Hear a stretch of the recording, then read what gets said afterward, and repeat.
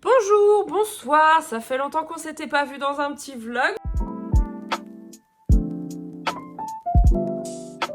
Ça faisait longtemps puisque en fait je pense pas à installer le schmilblick en fait. Alors qu'en vrai ça demande pas énormément d'installation mais j'y pense pas. Donc on se retrouve aujourd'hui pour un vlog. On verra jusqu'à quand ça va durer ce vlog. Peut-être jusqu'à la fin de ma panne de lecture, qui sait. Puisque oui j'ai terminé... Attendez, il est où ? J'ai terminé Le Chevalier et la Phalène de Rachel Gillig. Donc là, c'est la version poche aux éditions PAL. Je l'ai terminé il y a, je dirais une semaine. Je pense bien une semaine. Et en fait, j'ai tellement adoré. Écoutez-moi bien. Si vous aimez la fantasy, mais lisez ça à 10 000%, en fait. Genre, c'était un coup de cœur, mais d'une puissance. J'ai pas les mots, en fait, à ce moment-là. C'était incroyable. Il y avait des retournements de situation, il y avait des intrigues politiques, il y avait des corruptions, il y avait un petit peu de romance, mais juste ce qu'il faut. Il y avait plein de choses incroyables, ok ? Et donc, j'ai lu ça, j'ai tellement aimé que, en fait, après, rien n'arrivait à me tenir en haleine. C'est-à-dire que j'ai commencé 6 livres, et il n'y en a pas un seul qui m'a tenu en haleine. J'ai commencé plein de trucs et puis je les arrêtais au bout de 10, 20, 30 pages parce que j'arrivais juste pas à lire. J'avais l'impression de me forcer, de patauger dans la semoule. Il n'y avait rien qui en ressortait. J'oubliais même, je relisais plusieurs fois la même chose. Il n'y avait rien qui restait dans ma tête, il n'y avait rien qui me tenait. Jusqu'à ce que le King entre en scène, J. Christophe, avec du coup sa saga Young Adult, dont le tome 1 s'appelle Répliquant. Donc là, c'est la version collector, incroyable. Merci à mon chéri, encore une fois. Oh, la carte, elle est magnifique, la carte. On aime les cartes, mais on aime les cartes qui sont simples et faciles à comprendre et à suivre, ok ? J'ai pas envie de galérer à suivre mes personnages alors qu'ils sont en train de gambader dans la pampa dans un pays que je ne connais pas. Ça suffit, en fait. Là, c'est bien, c'est clair, net. On est en Amérique avec un K. C'est clair. Voilà, on aime. Ça, on aime bien. Ça a réussi à me tenir en haleine. Je suis à peu près à la moitié. Je suis un peu plus de la moitié. Je suis à 232 pages exactement sur à peu près 380, je crois. Ça, c'est vraiment, vraiment bien. Donc là, c'est aux éditions de Saxus, du coup, qui sont sorties. Donc, c'est considéré comme de la fantasy young adult. Alors, moi, personnellement, je trouve pas que ce soit du young adult at all, en fait, parce que vraiment, il y a des sujets très durs. Et je mettrais pas ça dans les mains d'un adolescent, en fait. Je trouve que c'est un peu rude, quand même. On n'a pas vraiment de synopsis à la base. À l'arrière, on a vraiment des descriptions de personnages, en fait. Donc, on sait qu'on va suivre Eve Carpenter, qui est une humaine modifiée, puisqu'elle a une espèce de... Donc, ils appellent ça un même disque implanté dans la tempe, un peu en mode cyberpunk. Et elle a oublié une partie de ses souvenirs. On est dans un monde post-apocalyptique, en mode science-fiction, cyberpunk, etc., dans lequel les robots ont une grande place dans la société et il va y avoir différents types de robots. Donc on a des explications au début, on a les automates, les marionnettes, les logiques, on a aussi des cyborgs, on a des réplicants, on a des, je sais plus comment ça s'appelle, des déviants. Enfin, on a vraiment tout un tas de robots différents avec plus ou moins d'autonomie et plus ou moins d'IA intégrés. Et dans ce monde de zinzin fou furieux où la survie est très très très compliquée, on va suivre du coup Eve Carpenter, dont la vie en fait elle va changer du tout au tout, mais du jour au lendemain. C'est un bordel sans nom, mais je peux pas trop vous en dire parce qu'en fait tout va très très vite au début et on a toutes les informations qu'il faut en temps et en heure. Et franchement, enfin c'est J. Christophe en fait. Donc il y a de l'humour, il y a juste ce qu'il faut de détails, il y a juste ce qu'il faut d'intrigues, de lore en fait qui sont amenés et qui permettent vraiment de tenir en haleine. Et franchement, incroyable, j'ai trop hâte de le continuer. Récemment aussi, j'ai eu une semaine de vacances. Oh, je suis désolée, je parle du nez, c'est un enfer. Pendant laquelle j'ai fait un tri dans ma bibliothèque et dans ma pile à lire. J'ai enlevé 14 livres dans ma pile à lire, je crois. J'ai vendu pour quasiment 90 € de livres sur Vinted.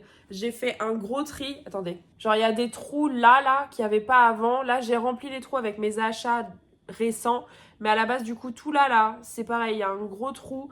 Dans le bas, du coup, j'ai mes poches. Pareil, il y a plein de place. Derrière également, il y a un peu de place aussi qui a été faite. Donc ça, c'est très très bien. Comme ça me permet de racheter des nouveaux livres. D'ailleurs, je suis allée en librairie l'autre jour avec une copine. Et... alors, attendez. Et j'ai acheté des livres. Remplir les cases vides là-haut. Alors, est-ce que vous voulez que je vous en parle ?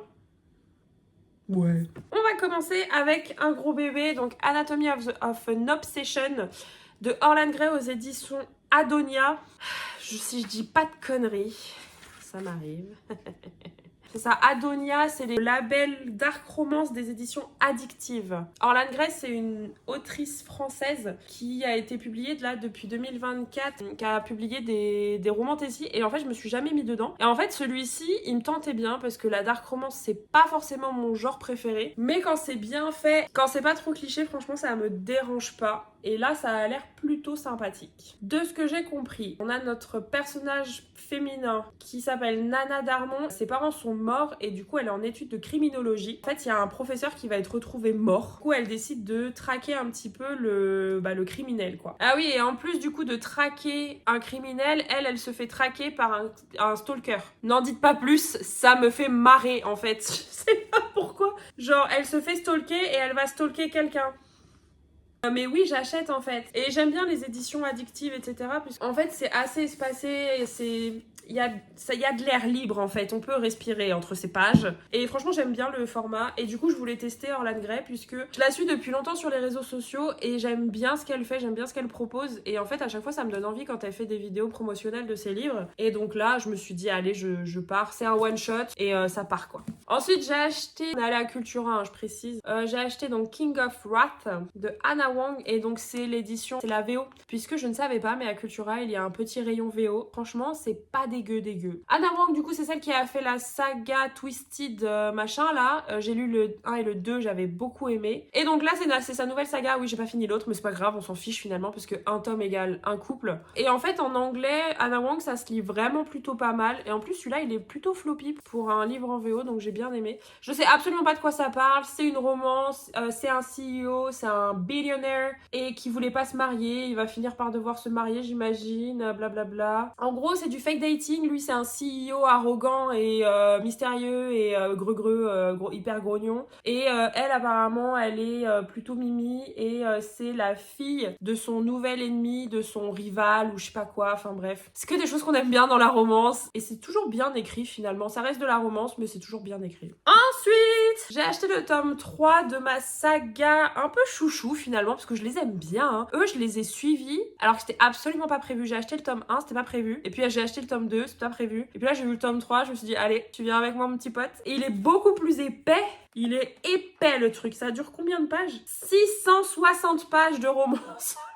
Et donc là, c'est le troisième et dernier tome de la saga Dreamland Billionaires, donc de Lauren Asher aux éditions Ito. Et donc là, on va suivre le troisième frère, donc le petit frère, qui a vu sa carrière de hockey s'effondrer après une blessure. Et en gros, il a quitté sa petite copine à cause d'une décision de son grand-père. Et en fait, ils vont se retrouver un petit peu, donc c'est les thèmes seconde chance, etc. Et en fait, genre juste cette saga, ils sont hyper attachants, les personnages à chaque fois. Je crois que je vous avais parlé du tome 2, mais je crois pas vous avoir parlé du tome 1 à l'époque quand je l'avais lu. Mais le tome 2, du coup, je l'ai lu en début d'année. Et en fait, c'est cliché, mais c'est plutôt bien écrit et on est vite attaché au personnage. Et finalement, c'est mignon à la fin et ça touche toujours à des sujets plus ou moins difficiles, notamment le deuil tout au long des 3 livres, puisqu'ils ont perdu leur grand-père. Et là, du coup, ça va parler de reconstruction, ça va parler de seconde chance, d'amour et de, si j'ai bien compris, de pas écouter en fait ce que disent les autres et puis vivre sa vie. Et puis tant qu'on est heureux, c'est tout ce qui compte, quoi. Et en dernier, du coup, que j'ai acheté avec l'ami en question avec qui je suis allée à Cultura et on a dit qu'on le lirait ensemble. Et j'ai trop hâte en vrai. J'avais dit à l'époque quand je les voyais en magasin que je les achèterais pas, que ça avait l'air trop cliché, etc. Watch me now. Donc c'est Un pacte avec le roi elfe de Elise Kova aux éditions Milady. Donc c'est l'édition poche qui est vraiment mimi, hein. Oh là là. Et qui est tout petit. Contrairement à l'autre grosse brique là, on a 400 pages, c'est très bien, c'est suffisant. Donc on va suivre Luella qui habite à la frontière entre les terres humaines et ils appellent ça un monde de dangereuse magie sauvage. Et en fait, tous les 100 ans, il y a le roi elfe du monde de dessus en gros qui vient chercher une femme suite à un pacte qui a été fait il y a je sais plus combien de temps. Elle est choisie, j'imagine, et en fait elle va suivre ce roi elfe en mode oh là là, je suis enlevée, ma vie est fichue, etc. Sauf qu'elle va se rendre compte que il enlève des femmes, oui, mais il y a quand même un danger au-dessus de ce monde et que lui, c'est pas juste un connard qui prend une femme différente tous les 100 ans. Il y a vraiment un problème dans son monde et s'il veut le sauver, il a besoin d'aide en fait. Il a besoin d'aide pour sauver son royaume. Donc voilà, c'est mes petits achats finalement et je me dis que peut-être avec un peu de chance, ça va me sortir de ma panne parce que après J. Christophe, j'espère reprendre vraiment la lecture. À fond les ballons, normalement, je suis bien équipée là. Et puis voilà, je vous emmène un petit peu avec moi dans cette future épopée. Puis je vous tiens au jus de Répliquant parce que vraiment, il me reste je crois 150 pages et j'ai trop hâte de connaître la suite. Mais en plus, il faut que je le trouve. J'ai pas trouvé le tome 2 en collector là à Cultura, donc il va falloir que je me penche là-dessus parce que si j'ai le tome 1 en collector, si j'ai pas la suite en collector, je vais être vraiment grognon.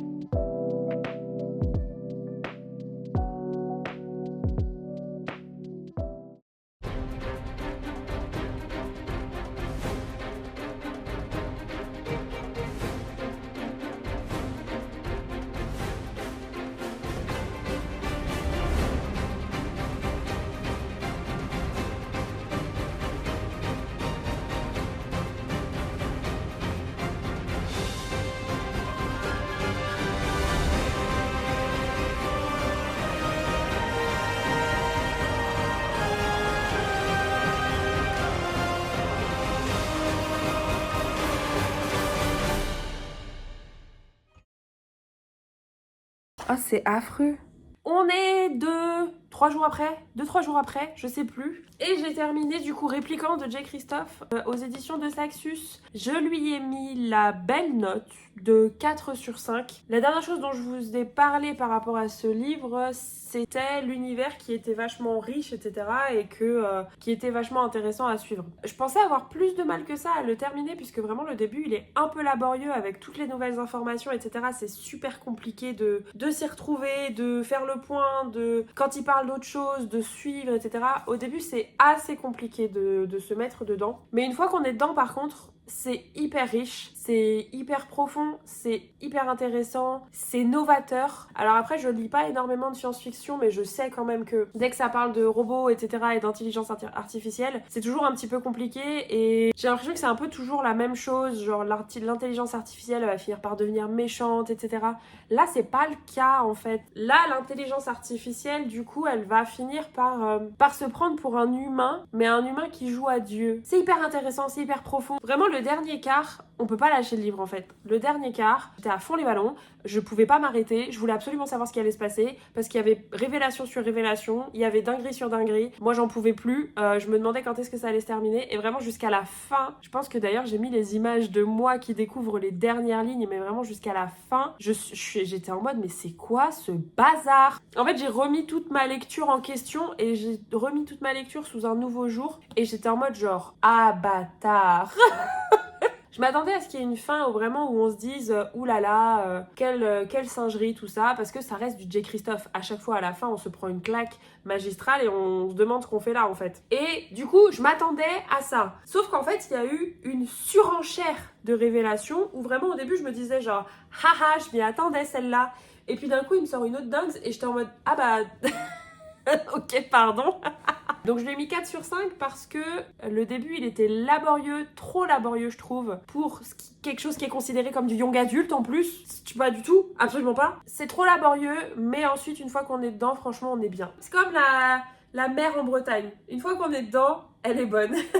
J'ai trop hâte d'avoir la suite. J'ai vu que en format toc toc comme ça, il était sorti là le 13 mai. Donc j'ai hâte de me le procurer. Franchement, des livres de J. Christophe, il y a la saga Nevernight. Ensuite, il y a la saga, du coup, c'est Humanité 3.0. Et je pense en dernier, du coup, les vampires. Parce que les vampires, j'ai vraiment beaucoup moins aimé. J'ai bien aimé, mais j'ai moins aimé quand même. 4 sur 5, incroyable. Si vous aimez la science-fiction, le cyberpunk, si vous aimez J. Christophe, si vous aimez la vie, lisez ça parce que vraiment c'est très très bien. Et ça remet en question beaucoup de choses. Ça fait poser des bonnes questions.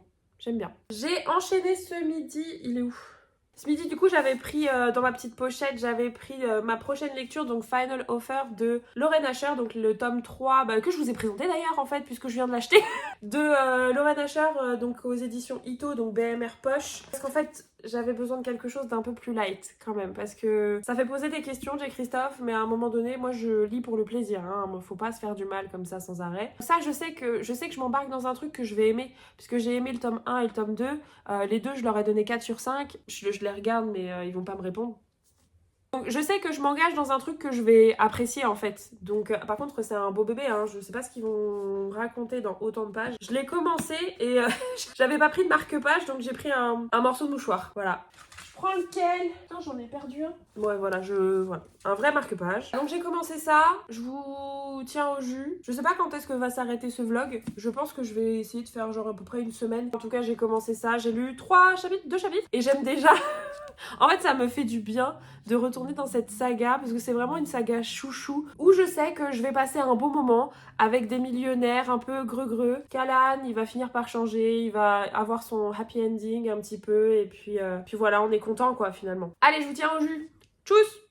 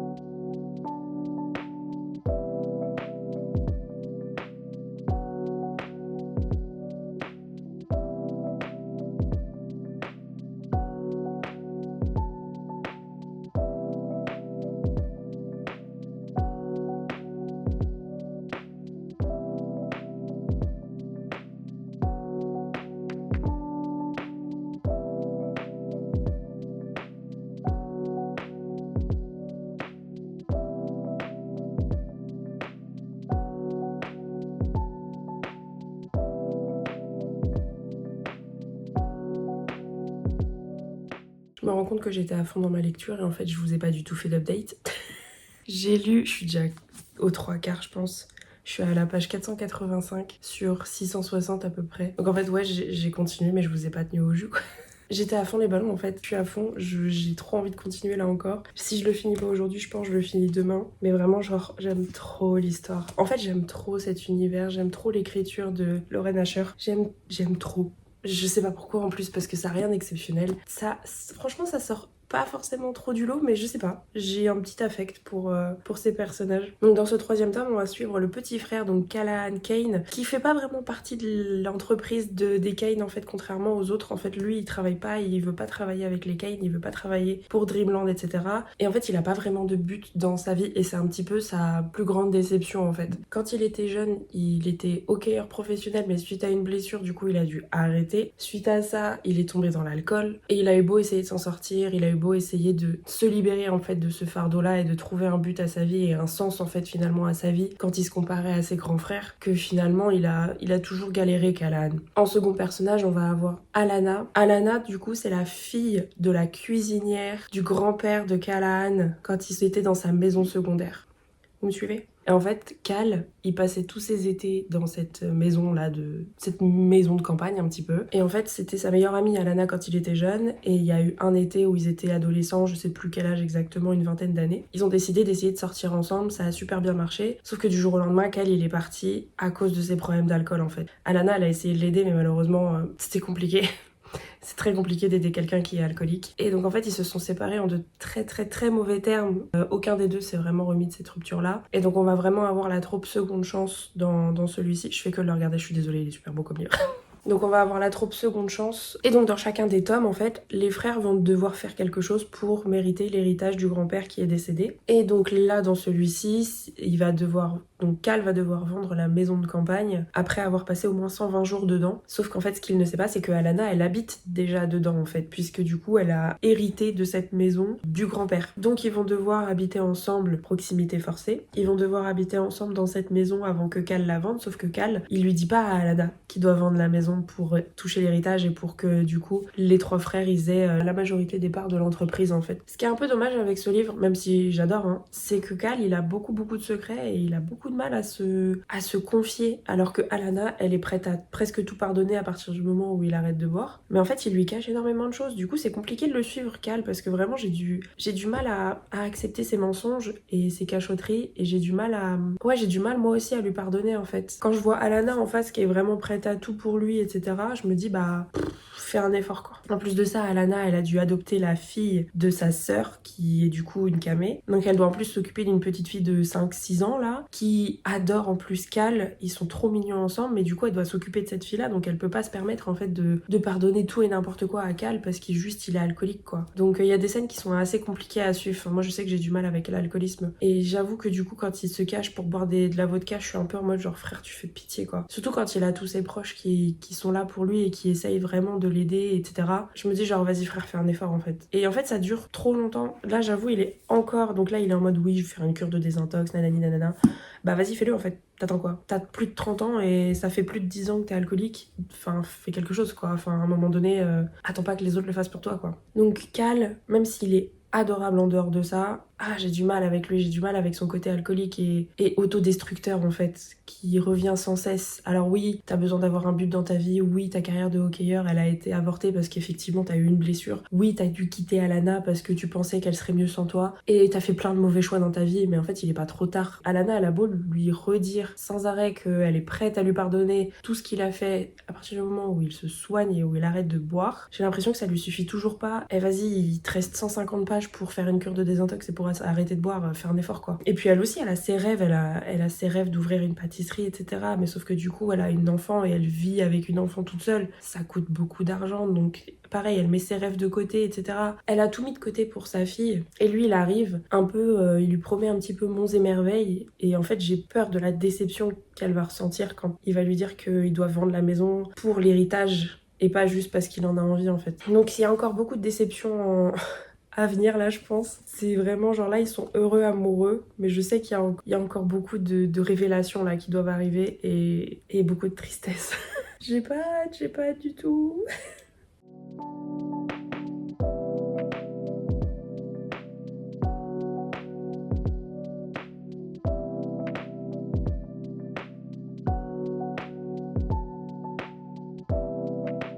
Ce qui devait arriver arriva, elle a tout appris, elle lui fait la gueule, ils se font la gueule, ils veulent plus parler et il leur reste que 100 pages pour se rabibocher. Allez, on y croit. On y croit, 100 pages. 100 pages, on y croit.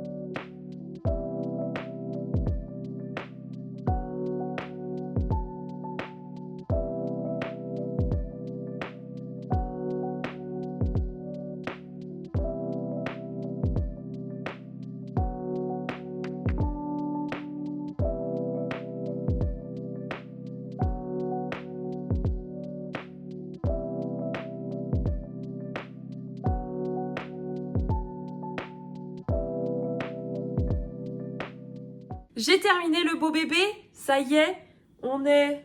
attendez, je l'ai fini quand? Je l'ai fini cette nuit. Je voulais pas aller me coucher tant que je l'avais pas fini, donc je me suis couchée à minuit et demi. En vrai, ça va. En vrai, ça va.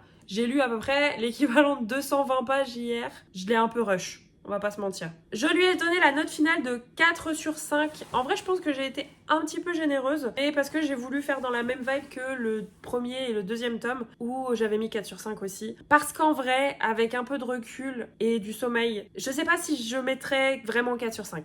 Je m'explique. Quand j'étais à peu près à la page 400, je vous avais dit que c'était un petit peu long, le truc avec Callahan qui du coup essaye de se sortir un petit peu de son addiction, là, de son alcoolisme. Et en fait, c'est un peu long. Parce que ça revient sans arrêt, mais en même temps, on n'en parle pas trop. Il y a plein d'autres intrigues, etc.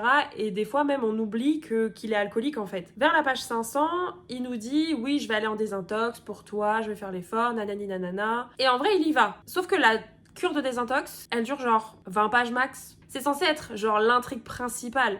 C'est censé être la raison pour laquelle ils se sont séparés 6 ans plus tôt. C'est censé être la raison pour laquelle ils ne peuvent toujours pas être ensemble. C'est la raison pour laquelle son grand-père a fait tout ce truc de il faut que tu vendes la maison, il faut que tu passes 120 jours dedans, nanani nanana, comme ça tu peux avoir l'héritage. C'est la raison pour laquelle il y a tout le plot. C'est parce qu'il est alcoolique et qu'il doit s'en sortir. C'est minime. C'est archi minime dans tout le livre et au final je trouve ça un peu décevant parce que on en parle tellement peu.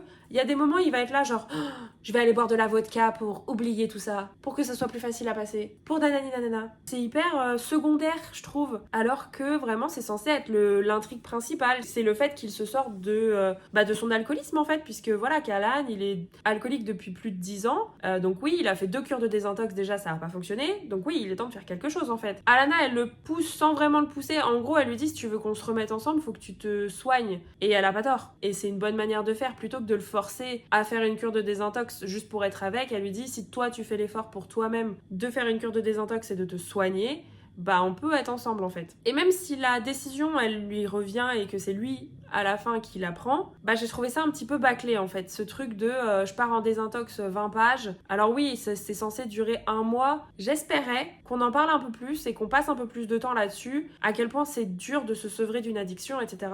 J'espérais vraiment que ça prenne plus de place. Malheureusement, c'était pas le cas. Et c'est pour ça qu'à la fin, j'étais un peu déçue, parce que la fin, elle est un petit peu rush. Genre vraiment à la fin, les 150, 200 dernières pages, vraiment ça passe à une vitesse où genre il y a je sais pas combien de mois qui passent presque, et en fait je trouve ça un peu dommage. Ouais, la fin m'a un chouïa déçu, en tout cas la fin de l'histoire de Callahan, parce que comme je vous avais dit c'était le tome 3, donc le dernier tome de la saga des Dreamland Billionaires, donc il faut conclure quand même correctement le truc. Donc on a une belle conclusion avec l'héritage du grand-père qui est vraiment l'histoire principale des 3 tomes en fait. On a une belle conclusion aussi avec le père qui est un père extrêmement toxique, hein, on va pas se mentir, le père des 3 frères là, je le recommande comme père de personne, il aurait jamais dû avoir d'enfant ce mec. J'ai failli être très vulgaire. Je trouve quand même qu'on a une belle conclusion par rapport à leurs histoires familiales, et on a une belle conclusion aussi avec du coup les 3 couples finalement qui se sont formés. Je lui ai mis 4 sur 5 pour la nostalgie de me dire voilà j'ai fini une saga que j'adore. En vrai je pense que c'était long. C'est ce que j'ai mis dans mon avis Goodreads, genre c'est trop long finalement. 660 pages c'est trop, et même si ça se lit bien parce que ça reste une belle histoire, c'est trop long. Il y a trop de sous-intrigues, il y a trop d'éléments, il y a trop de choses. En fait je pense que l'autrice elle a voulu mettre plein de choses dans ce livre qui finalement sont pas forcément nécessaires pour bien saisir tous les enjeux. Enfin bref, Callahan il a son happy ending, Alana elle a son happy ending, tout le monde a son happy ending, c'est hyper chouette. À la fin il y a tout le monde qui a des enfants, ils m'ont donné plein de prénoms, j'étais là je m'en souviendrai pas dans 10 minutes mais c'est pas grave. Donc non franchement ils ont tous leurs petits mots de la fin, ils ont tous leur petite apparition à la fin en mode bah voilà on est heureux, tout va mieux. Et ouais ça j'ai bien aimé par contre. Donc dans l'ensemble ça reste une belle lecture, il y a des beaux thèmes, il y a des sujets très forts qui sont abordés, ça reste très beau aussi puisque du coup il y a quand même cette trope de la seconde chance, voilà, réussir à pardonner quelqu'un qui nous a fait du mal, réussir à aller de l'avant, réussir à faire le point sur ses sentiments même si c'est quand même pas facile, et ouais réussir à pardonner surtout, et réussir à s'accepter aussi parce que Callahan il a des gros soucis de savoir qui il est, de savoir comment se placer par rapport à ses 2 grands frères, donc c'est pas facile d'être le petit dernier et d'avoir les 2 grands frères qui réussissent de fou au-dessus et de se dire bah moi c'est pas trop le cas. C'était une belle fin pour Callahan qui réussit enfin à trouver sa place parmi ses frères. Ses frères ils se réconcilient un petit peu les uns avec les autres, ils réussissent à parler de leurs sentiments. Singerie ça aussi, ils réussissent à parler de leurs sentiments. Declan du tome 2 il a toujours autant de problèmes pour dire les choses avec tact et douceur et amour, mais il y travaille. C'était pas mon préféré des 3 tomes, sincèrement. Je pense que si je devais faire un classement, je dirais le Declan, Rowan et Callahan. Donc ça fait tome 2, 1 et 3. C'est une bonne petite romance, c'est trop mimi, et je l'ai lu quand même assez rapidement finalement. Je suis contente de l'avoir lu, je suis contente d'avoir fini cette série, et j'ai hâte de commencer les autres séries de Lauren Asher, parce que j'ai regardé du coup un petit peu ce qu'elle avait fait autrement. Et donc j'ai hâte de lire ses autres romans, parce que en fait j'aime bien son écriture, donc je vais poursuivre là-dedans, et puis la romance ça marche toujours plutôt bien, donc voilà, je suis contente. Sur ce, le vlog va s'arrêter ici. Ça fait à peu près une semaine que je l'ai commencé, honnêtement je me souviens même plus quel jour la semaine dernière je l'avais commencé. Mais écoutez, c'est pas grave, ça fait à peu près une semaine. Je pense que je vais en commencer un tout de suite puisque j'ai commencé une nouvelle lecture, j'ai eu 2 nouveaux livres, donc j'ai des choses à partager. Mais en tout cas, le vlog, ça va être un weekly vlog, je pense. Donc voilà, ce vlog s'arrête ici. J'espère que ça vous a plu. On se retrouve, je pense, très bientôt dans une prochaine vidéo puisque, je vous dis là, j'ai déjà une autre lecture commencée. J'ai un autre livre que j'ai eu là à mon anniversaire. Vous allez revoir ma tronche d'ici peu de temps. Sur ce, je vous fais un petit bisou et puis à la prochaine. Bisous, bye!